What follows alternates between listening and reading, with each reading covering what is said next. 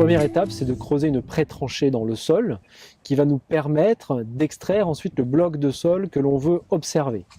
Donc pour cette pré-tranchée, on la creuse sur la profondeur en gros de notre fer de bêche, entre 0,25 et 0,30 cm de profondeur.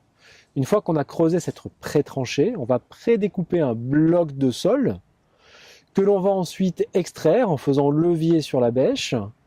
Et ensuite, nous allons observer la tenue de ce bloc de sol sur la bêche et sa tenue sur la bâche, en le posant sur la bâche.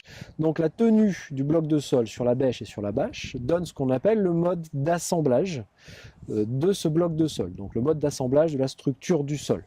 On va d'une structure continue, avec plus ou moins de plans de fragmentation, jusqu'à une structure ouverte, c'est-à-dire qu'on a un bloc de sol qui ne se tient ni sur la bêche, ni sur la bâche. Donc plutôt favorable à l'enracinement et à la circulation hydrique dans le sol, et les gaz aussi.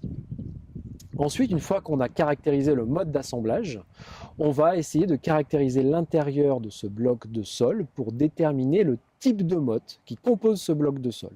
Et là, on a trois grands types de mottes. On a des mottes qui sont très poreuses, c'est-à-dire que quand on observe leur phase de fragmentation, on a quelque chose de très arrondi, de très grumeleux, de très rond, dans lesquels en général on a des racines, s'il y a bien sûr une végétation sur le sol, etc. Donc ça, ce sont des mottes dans lesquelles les racines peuvent pénétrer facilement, il y a des échanges hydriques et gazeux importants et sont donc favorables aux activités biologiques et à l'enracinement. À l'opposé, nous avons des mottes que l'on appelle delta, qui sont des mottes très tassées, dans lesquelles il n'y a pas de racines et dans lesquelles on ne voit pas de porosité d'origine biologique. Donc à l'intérieur de ces mottes, les activités biologiques sont très réduites et l'enracinement aussi est limité. Donc c'est un volume de sol sous-exploité ou inexploité par les racines des plantes cultivées. Et en intermédiaire, nous avons des mottes dites delta B. Le petit b est pour biologique, c'est-à-dire que ce sont des mottes qui sont tassées, mais qui restent fonctionnelles grâce à une activité biologique due notamment aux macro-organismes type vers de terre ou à l'activité racinaire. Donc on a des plans de fragmentation plats, des arêtes vives comme une motte delta, mais à l'intérieur, on voit bien de la porosité d'origine biologique, vers de terre ou racine.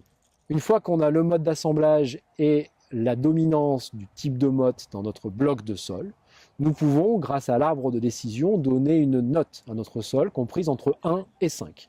1 étant l'état structural le plus favorable en enracinement des cultures, aux activités biologiques, et le 5 étant un sol totalement tassé, non fonctionnel, dans lequel l'enracinement est très limité, et donc le potentiel de production fortement réduit, et toutes les classes intermédiaires.